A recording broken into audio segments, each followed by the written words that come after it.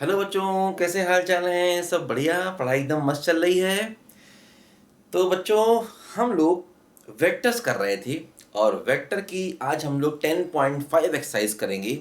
और इस समय बज रहे हैं सुबह के 4:30 और हम लोग हैं वेक्टर के साथ में। ठीक है, तो 10.5 एक्सरसाइज वेक्टर की बेटा करने जा रहे हैं। इससे पहले सारी एक्सरसाइज वेक्टर की मैंने करा दी है। ठीक है, और वेक्टर की कंप्लीट थ्योरी अपलोडेड है, पहले उसको पढ़ लीजिए।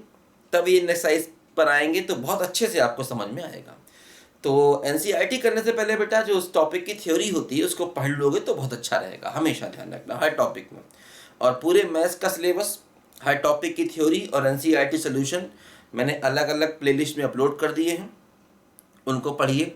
और हर टॉपिक के आईआईटी मेंस और एडवांस के क्वेश्चन धीरे धीरे करके प्लेलिस्ट में अपलोड हो रहे हैं, उनको भी आप पढ़ेंगे।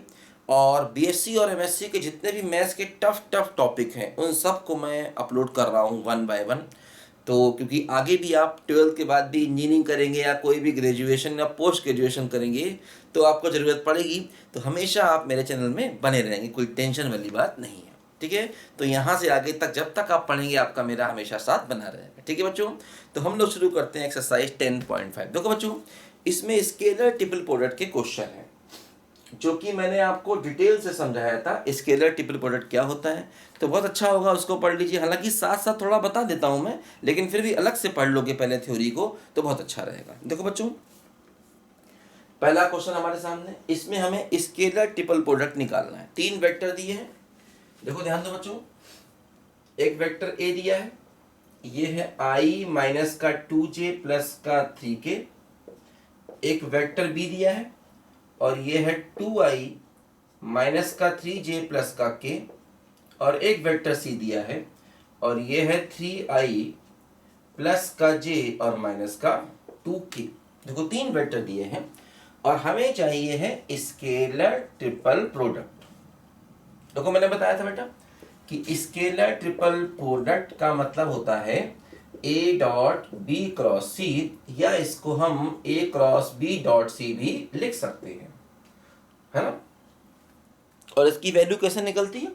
इसकी वैल्यू निकलती है डिटर्मिनेंट बना के। पहले a के कोफिशिएंट लिखते हैं, फिर b के कोफिशिएंट लिखते हैं और फिर लिखते हैं c के कोफिशिएंट। मतलब इसकी वैल्यू चाहिए तो क्या होगा, डिटर्मिनेंट बनाओ। देखो पहले a में कोफिशिएंट क्या है, 1 माइनस 2 3, i j के कोफिशिएंट। ठीक है, i j और k के कोफिशिएंट। b में देखो क्या है, 2 माइनस 3 1, 2 माइनस 3 1। c में देखो क्या है, 3 1 माइनस 2, 3 1 माइनस 2, है ना। i के j के k के हमें कोफिशिएंट यहाँ पर बच्चों लेने होंगे। देखो बच्चों, तो क्या होगा, इसको जब हम सिंप्लीफाई करेंगे तो हमें अपने क्वेश्चन का आंसर मिलेगा। क्या होगा, 1 दिस इंटू दिस 6 माइनस 1, फिर क्या होगा माइनस ऑफ माइनस 2, ये क्या हुआ -4 और -3। ठीक है, फिर क्या हो जाएगा +3 और ये क्या हो जाएगा 2 + 9। ठीक है, देखो ये क्या बना, ये हो गया 5, ये हो गया प्लस का 2 और -7 और ये क्या हो जाएगा 33।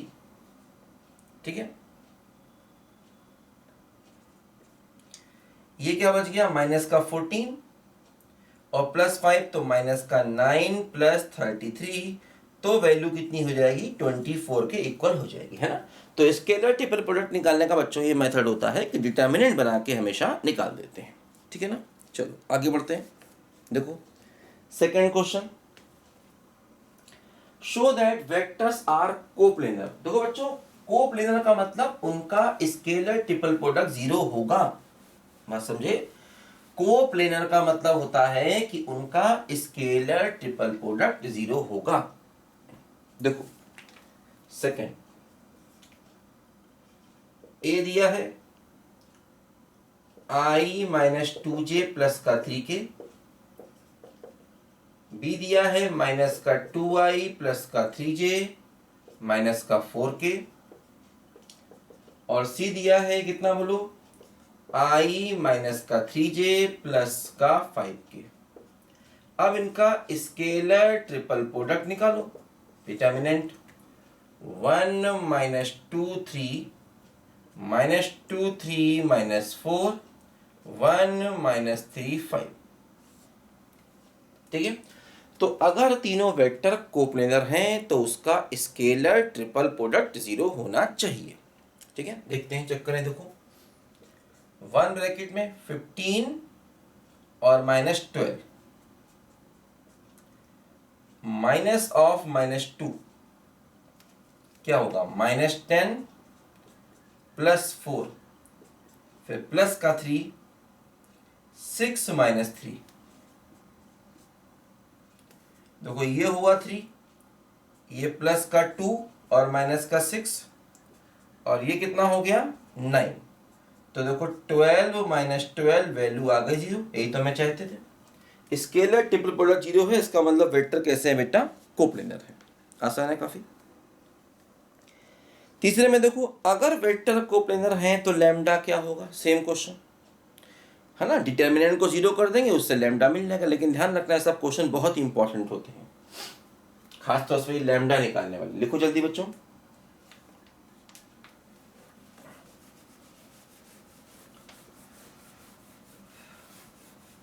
सत्यम शिवम सुंदरम, सत्यम शिवम सुंदरम, ईश्वर सत्य है, सत्य ही शिव है, शिव ही सुंदर है।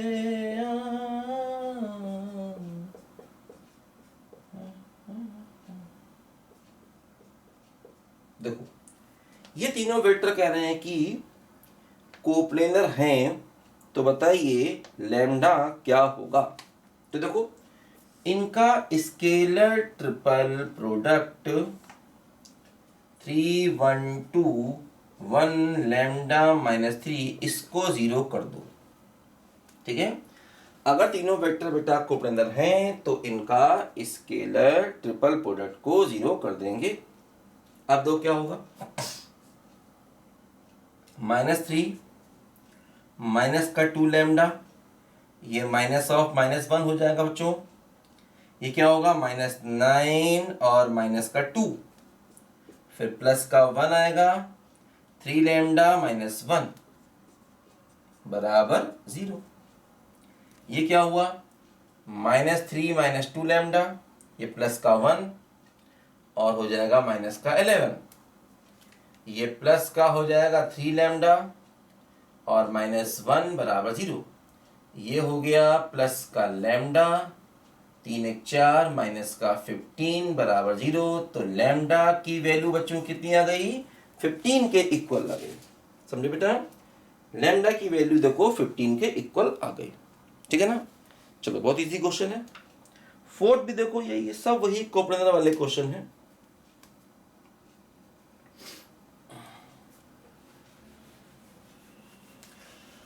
राम अबद में, काशी में शिव, कान्हा वृंदावन में। देखो फोर्थ क्वेश्चन में क्या है, ए मालूम है आई प्लस जे प्लस के,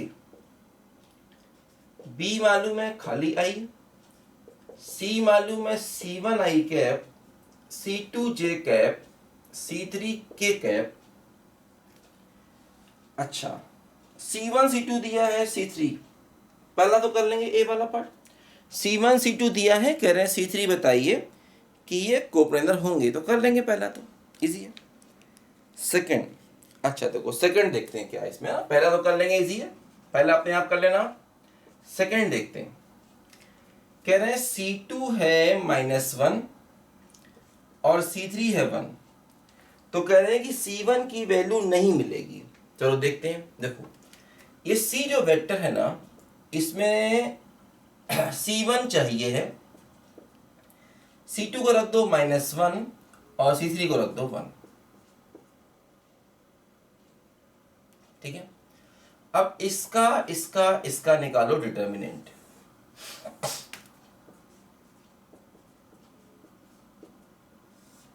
जो क्या होगा 1 1 1, आई का कोफिशिएंट 1 और जे के है नहीं तो 0 0, C1 ये -1 ये 1 है ना, और ये 0 कर देंगे क्योंकि कह रहे हैं कि अगर वेक्टर कोप्लेनर हैं तो C1 की वैल्यू नहीं मिलेगी, नो वैल्यू ऑफ C1। बस समझे, C1 की वैल्यू मिल नहीं पाएगी अगर वेक्टर कोप्लेनर होंगे तो। देखते हैं चलो, तो क्या होगा, 1 ब्रैकेट में 0 -0 प्लस -1 ब्रैकेट में 1 -0 और +1 ब्रैकेट में -1 -0। तो क्या हुआ, ये 0 ये -1 ये -1 बराबर 0। देखो पॉसिबल नहीं, समझो, मतलब यहां से ये डिटर्मिनेंट कभी 0 हो ही नहीं रहा, चाहे C1 की वैल्यू कुछ भी ले लें, क्योंकि देखो C1 जो है ना बेटा, C1 तो C1 तो कैंसिल हो जा रहा है। 1 लिया 0 -0, फिर -1 लिया तो 1 -0, फिर +1 लिया तो -1 -0 है ना। तो मतलब यहां से जो हमारा C1 है वो कैंसिल हो जा रहा है और इस डिटर्मिनेंट की वैल्यू कभी भी देखो बच्चों 0 नहीं आ पा रही है। तो वैल्यू कभी 0 नहीं आ पा रही, इसका मतलब C1 आप नहीं निकाल सकते। तो आंसर क्या आया, नो वैल्यू ऑफ C1। अच्छा एक बात और समझो, जैसे कि मान लो C1 कट जाता और डिटर्मिनेंट का आंसर 0 आ जाता। मान लो अगर जैसे यहाँ तो डिटर्मिनेंट का आंसर -2 आया जो कि 0 नहीं है, तो no value of C1 cut गया। अगर ऐसा होता कि C1 कट जाता और डिटर्मिनेंट की वैल्यू 0 हो जाती तो कहते every real value of C1। तो आंसर हमारा क्या होता कि every real value of C1। समझो अंतर को, C1 कैंसिल हो रहा है यहाँ भी, लेकिन डिटर्मिनेंट की वैल्यू -2 आ रही है तो नो वैल्यू ऑफ C1।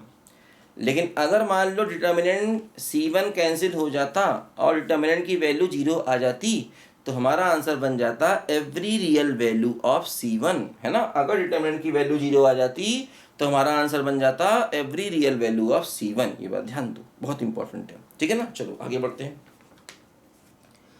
देखो चौथा क्वेश्चन क्या है, नहीं पांचवा क्वेश्चन क्या है, 4 पॉइंट्स दिए हैं, उनके पोजीशन वेक्टर दिए हैं।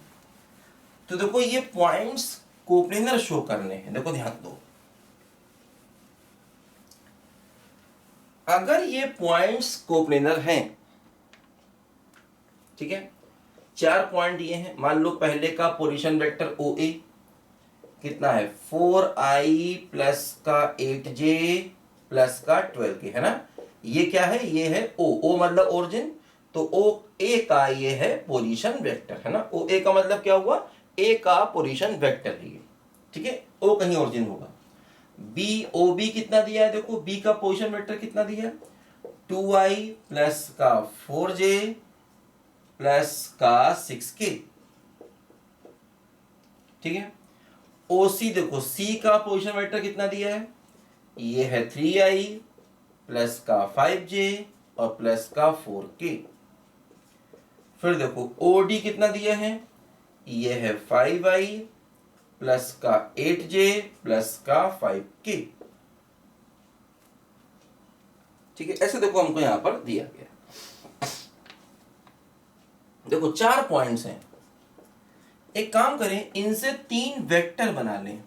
मान लो पहले AB निकालोगे, AB क्या होगा, OB माइनस OA, ठीक है ना। अगर 4 पॉइंट्स कोप्लेनर शो करने हैं तो 4 पॉइंट्स की हेल्प से 3 वेक्टर निकाल लेते हैं। फिर इन 3 वेक्टर को कोप्लेनर करने के लिए उनका स्केलर ट्रिपल प्रोडक्ट 0 दिखा देते हैं। तो अगर 3 वेक्टर कोप्लेनर होंगे तो मतलब 4 पॉइंट्स भी कोप्लेनर होंगे। ये बात मैंने आपको बहुत डिटेल से समझाई हुई है बेटा थ्योरी पढ़ाते समय। देखो OB माइनस OA करेंगे तो माइनस का 2i माइनस का 4j और माइनस का 6k, ठीक है। अच्छा अब देखो BC निकाल लो, OC minus OB, i plus का j और माइनस का 2k।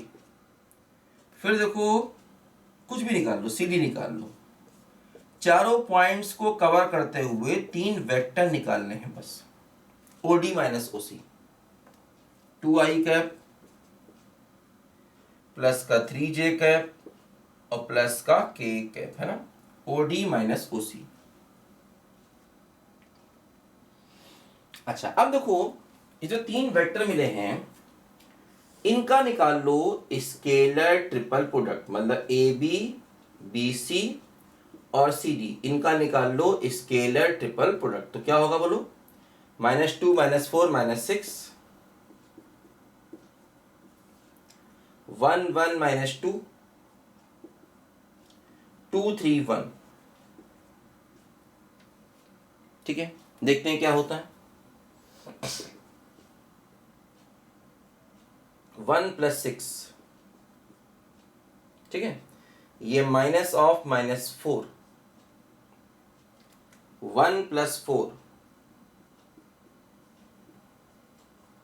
ठीक है, 3 - 2।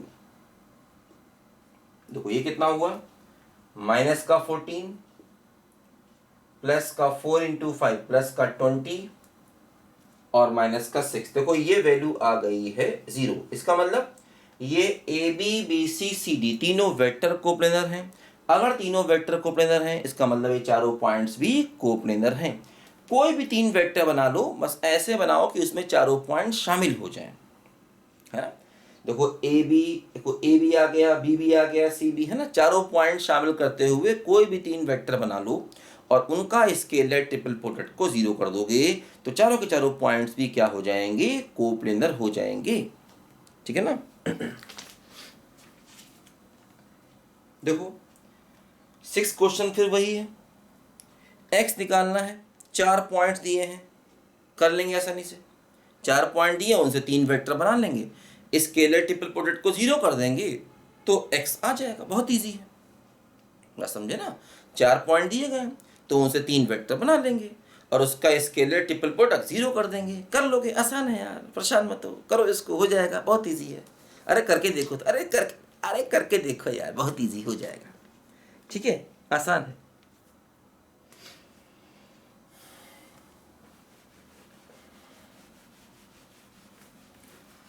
सत्यम शिवम सुंदरम, हो सत्यम शिवम सुंदरम।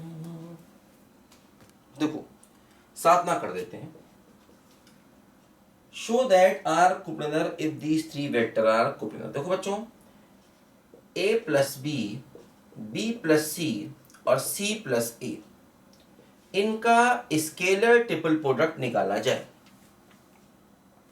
ठीक है, a + b, b + c, c + a का, है ना, a + b, b + c, c + a का निकाला जाए स्केलर ट्रिपल प्रोडक्ट। देखो क्या होगा, ये हो जाएगा a dot b cross c, मतलब b + c cross c + a, है ना, a dot b cross c। अब देखो ये क्या होगा, a + b, इनको आपस में करो multiply, b cross c plus b cross a plus c cross c plus c cross a। देखो c क्रॉस c क्या हो जाएगा? 0।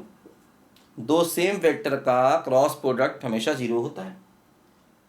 अब देखो जैसे a है ना, इसका डॉट प्रोडक्ट लो तो क्या हो जाएगा, a dot b cross c। अब a का इससे dot product low, a dot b cross a, a का इससे डॉट प्रोडक्ट लो तो a dot c cross a। अब देखो b बचा, b का डॉट प्रोडक्ट लो तो क्या हो जाएगा, b dot b cross c। फिर b का इससे लो, b dot b cross a। फिर b का इससे लो तो b dot c cross a। देखो क्या हुआ, इसको लिखेंगे abc, ऐसे लिख सकते हैं इसको। देखो इसमें स्केलर ट्रिपल प्रोडक्ट है और दो वेक्टर सेम है, तो अगर स्केलर ट्रिपल प्रोडक्ट होता है और दो वेक्टर सेम होते हैं तो वैल्यू हमेशा जीरो आती है, क्योंकि दो वेक्टर सेम का मतलब डिटर्मिनेंट की दो रो सेम हो जाएंगी और दो रो सेम होने का मतलब उसकी वैल्यू हमेशा जीरो होती है। ये सब बेटा पहले भी आपको मैं डिटेल से समझा चुका हूँ। तो इसकी वैल्यू हो जाएगी जीरो। इसमें भी देखो ये दो सेम है तो वैल्यू जीरो, ये दो सेम है, यहाँ भी ये दो सेम है, इसमें देखो ये दो सेम है तो इसकी वैल्यू भी जीरो, इसमें भी देखो दो सेम है तो वैल्यू जीरो। और देखो ये बचा बी सी ए। अब देखो बी सी ए को ए बी सी लिख सकते हैं, एक ऑर्डर में चलते हैं तो चेंज कर सकते हैं। तो ये देखो क्या हुआ, ये भी ए बी सी, ये भी ए बी सी, तो twice of A B C हो गया। इसका मतलब इस पूरे की वैल्यू इसके इक्वल आ गई। अब देखो समझो, अगर ये तीनों कोप्लेनर हैं तो ये स्केलर ट्रिपल प्रोडक्ट जीरो होगा, और अगर ये जीरो होगा तो scalar triple product A B C भी जीरो होगा। तो इसका मतलब अगर ये तीनों कोप्लेनर हैं तो ये तीनों भी कोप्लेनर होंगे। मैं समझे, क्योंकि इसका scalar triple product twice of scalar triple product A B C के बराबर आ गया। इसका मतलब ये हुआ कि अगर कभी भी ये स्केलर ट्रिपल प्रोडक्ट जीरो हो जाएगा, क्योंकि अगर ये तीनों वेक्टर कोप्लेनर होंगे तो इसका मतलब ये स्केलर ट्रिपल प्रोडक्ट जीरो होगा। तो अगर ये जीरो होगा तो ये भी जीरो हो जाएगा क्योंकि ये इसके बराबर है। और अगर ये जीरो होगा तो भी ये जीरो हो जाएगा। मतलब अगर ये तीनों कोप्लेनर हैं तो ये तीनों कोप्लेनर होंगे, और अगर ये तीनों कोप्लेनर हैं तो ये तीनों भी कोप्लेनर होंगे। तो ऐसा हम कह सकते हैं। ठीक है, तो ये थोड़ा लैंग्वेज लिख देंगे कि अगर ये स्केलर ट्रिपल प्रोडक्ट जीरो है तो ये भी जीरो होगा। बात खत्म हो गई। थोड़ी सी लैंग्वेज लिख, अरे थोड़ी अंग्रेजी लिख देंगे यार, इसमें क्या है। तो बच्चों इस तरीके से हम लोगों ने ये एक्सरसाइज खत्म कर ली बेटा 10.5। अब हम लोग इसकी बात करेंगे मिसलेनियस एक्सरसाइज। ठीक है बच्चों, तो नेक्स्ट वीडियो में हम लोग करेंगे मिसलेनियस एक्सरसाइज। और हाँ, इस टॉपिक की कंप्लीट थ्योरी अपलोडेड है, बहुत अच्छा होगा बेटा, पहले थ्योरी को पढ़ लीजिए। ठीक है बच्चों, तो मिलते हैं ब्रेक के बाद। Bye bye.